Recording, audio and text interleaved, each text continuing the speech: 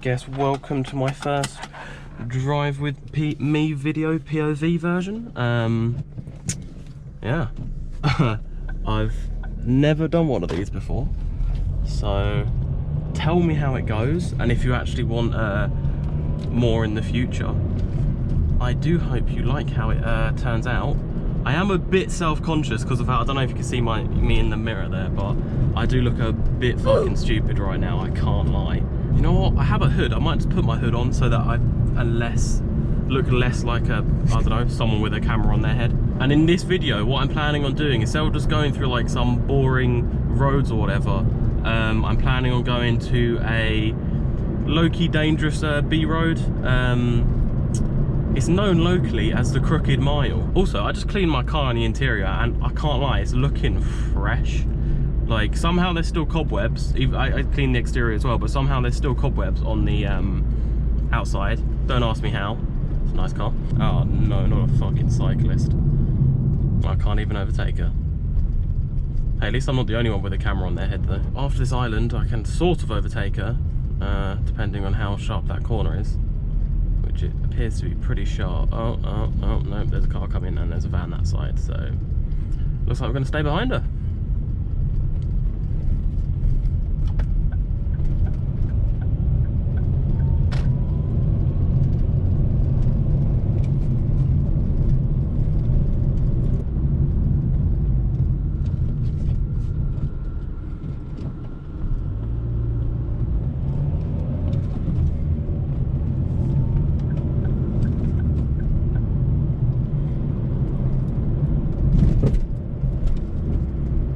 I swear to God, if I drive past someone who recognises me and knows me, just nah, it's just not gonna be okay with this camera on my head. And another cyclist, well hey, but this road's actually decent because it has a cycle lane, and the cycle lane ends, but we're still just gonna scoot past because he's in the junction, so he must be turning that way.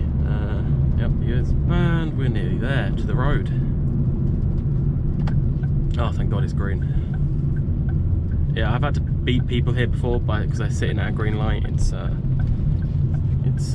bit stupid, to be honest. I really hope I'm just not behind this giant lorry for the entire road, because one, it'll probably tip over because it's that sort of road. Two, it'll probably be going like 20 under the speed limit, which again, to prevent it from falling over, but it'd be quite boring. Oh no, is there roadworks? Oh shit. Because I usually have, you know, music playing or other people in the car that I'm speaking to, I don't hear all the imperfections and rattles of the car, which I'm afraid you lot may be able to hear right now from the boot.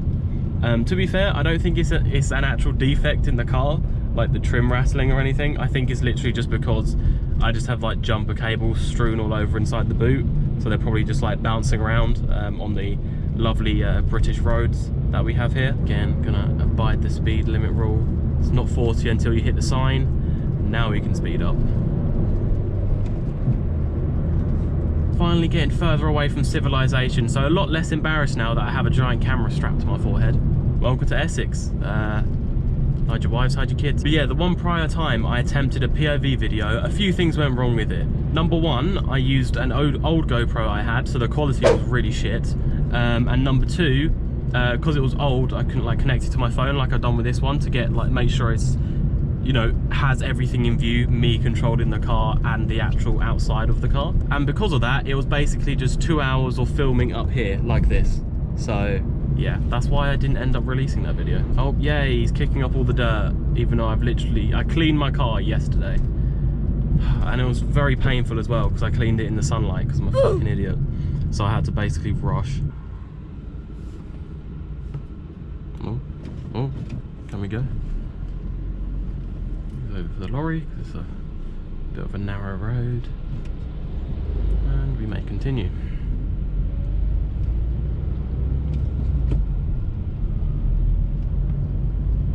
I hope the, not aircon, the blowers aren't making too much of a noise and ruining the audio, even though GoPros have shit audio quality as it is.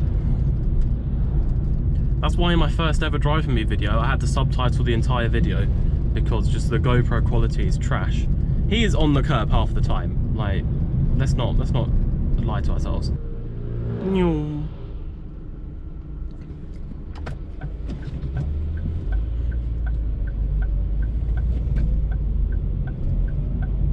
Oh, damn it, he is. Fuck, okay. This isn't good. Although, okay, maybe he'll turn off at the next junction. And oh, yes, good. Okay, we're not stuck behind him for the whole road. Oh, hey. This isn't the road yet, by the way. It's just to the road, on our way to the road. That's a big issue about the road that we're about to go on. It's not maintained well, and giant lorries like that have to go on it. So it's just hassle for everyone, but enjoyable if you're a passenger and you like roller coasters.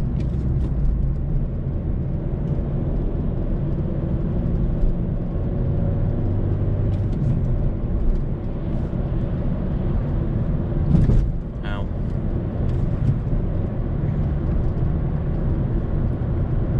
Again, not the road. This is the road before the road that we're talking about. Imagine going on a drive just to drive on a certain road. It's fucking hell.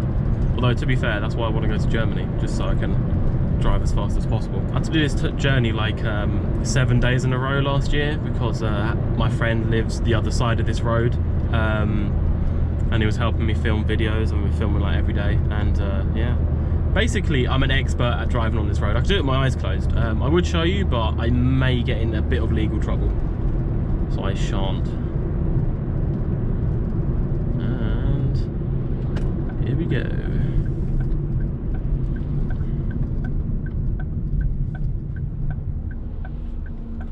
We are about to join said road behind the red Corsa.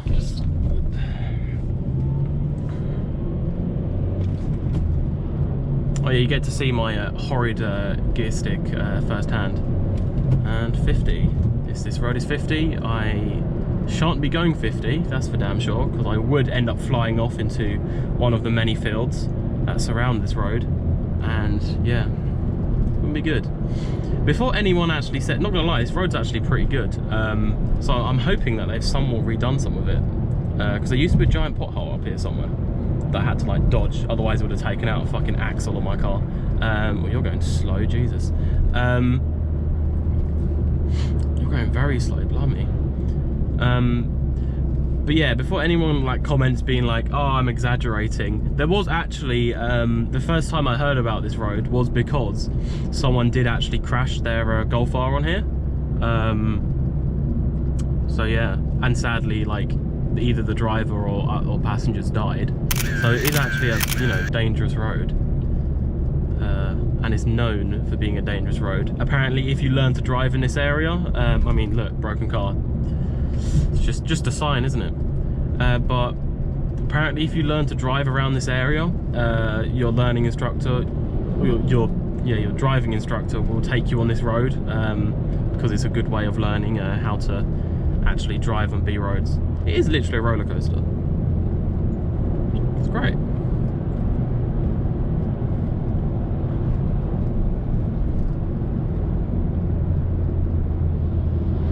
But it's also one of those roads that you don't need a fast car to enjoy, or you don't need to break the speed limit to enjoy, because yeah, literally my car's not fast and I've never broken the speed limit on this road, and it's rather fun going up and down it, unless of course it's raining and thundering. It gets a bit distracting then, of course, although this person in front is going extremely slow. And the first time I went on this road, I was stuck behind a cyclist. So I was going 10 miles per hour for the majority of it, which was enjoyable. And look, it's literally double white lines everywhere. For good reason, because if I overtook then, I would have been taken out by that giant lorry. But yeah, we're going 30 now, which is fun, enjoyable. Really what I came out here to do. Yo, I moan a lot. Honestly though, this area, Nazing, really nice place, would happily live here because it's very close to London, and but all the houses have huge amounts of land around them. I mean, there's literally fields everywhere. This road goes through fields, so it's like, you know, why are you braking so much, my slime? No reason? Okay, cool.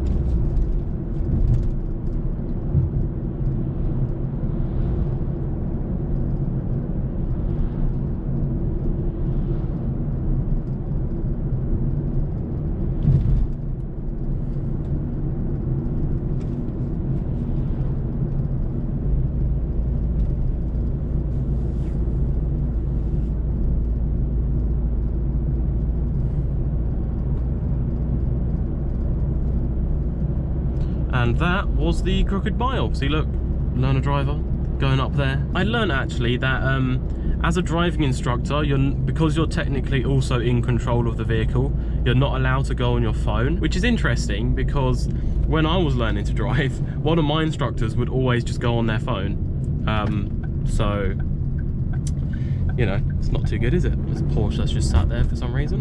And then come off here. Go behind this Corsa instead. Oh, there's a police car behind me. That's interesting. Yeah, you're welcome. Thing is, you don't actually legally have to get out of the way of a police car, or an ambulance for that matter. It's only fire engines that you have to get out of the way of. Which, I mention this because once I was stuck at traffic lights that were red, and I was the first one in line, and a police car came up behind me, and everyone else, like a few other people, went through the red light to let the police car out, but I didn't, and they ended up like beeping the shit out of me. And it's like, you know, I don't first of all, I don't have to move out of the way. It's just a courtesy, and usually, like I just did, I usually do when I can and when it's safe to, but it's also, hence the red light, it's not safe to, and the cameras the other side of the red light would take a photo of me and then I'd get a fine. So yeah, long story short, if you're a police officer, don't get angry at me if I don't move out your way if there's a red light in front of me. If you're a fire engine, I will, because like I said, you legally have to, but it's a fire engine. See, this Corsa in front's actually going a decent speed. That's good. That's how fast they should be, even though most Corsas nowadays have black boxes in. I've always wondered, the stereotypes of cars in the UK is Vauxhall Corsa, you've just passed your test and you think you're really cool, so you black out your rear headlights like the individual in front has. Not gonna lie, that actually does make it look a lot better. But yeah, you do that and you hang around McDonald's car parks picking up 14-year-olds. If you own a Mercedes A-Class, you think you're cool because you've got the cheapest Mercedes available on finance, you're probably a drug dealer. So those are the stereotypes for that. Stereotype for a Jaguar driver is that you're just a bit of a cunt, to be honest, but it's excused because you own a Jaguar. Yeah, I wonder what the stereotype is for owning a Ford Focus. There probably isn't one because it's such a boring car, which, I mean, fair. Stereotype for BMW driver is you don't indicate because, you know, you're better than other people. I bet that's pretty much every German car, actually. But yeah, I won't lie, since the last time I've been on this road, they've redone it. So it's actually enjoyable to drive on more without, like, smashing your spine through your arse from all the bumps. It's actually tolerable and somewhat enjoyable. It's literally, if you live in like kind of this area, maybe like, yeah, where Essex kind of goes down close to London, go on the Crooked Mile. It's pretty lit. And it's a good shortcut through, it's a different, oh, that police car got far, didn't they? Blimey.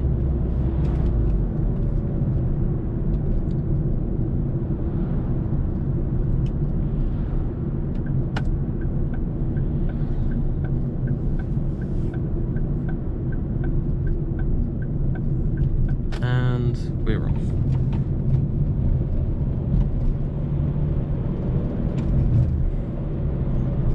I've like, because I cleaned my car yesterday, I had to move the seat obviously, and it just, I don't know, wherever I put it, it just feels off, like I'm too close or too far, that I can't find the perfect spot again, which is really annoying. Oh, and you see my black box over there? Yeah, I don't need it anymore. I could rip that out and throw it in the bin, because just renewed my insurance like a week ago.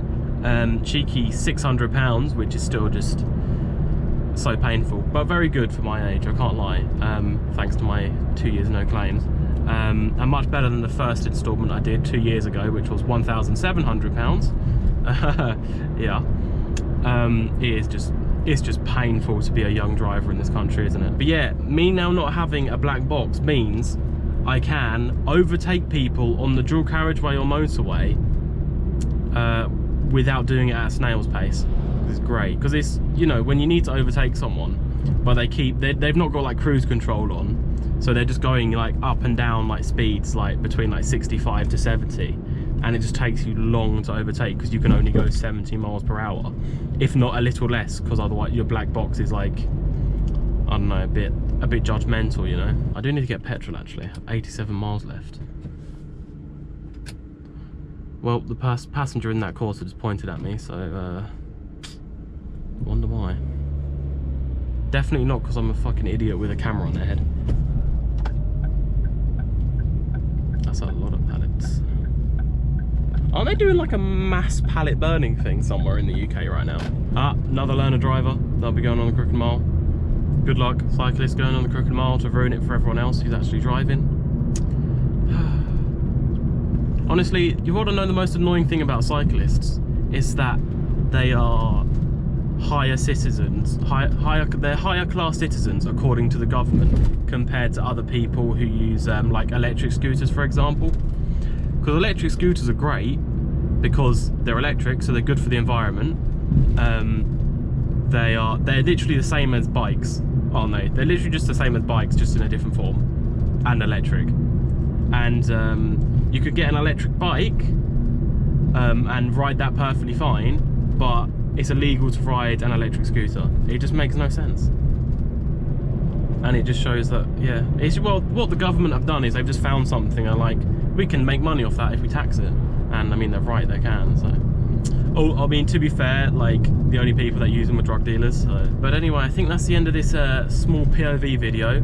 I hope it wasn't shit like the previous one I attempted. I'm looking forward to going home, and I'm hoping that the footage is actually decent. I know that my rambling in the background definitely isn't, but please comment down below where else you'd like me to drive, POV style. Preferably not London, because I can imagine that's extremely stressful. But yeah, thanks for watching. Go watch this video here, and it'll give you like 5 years good luck or some shit, I don't know.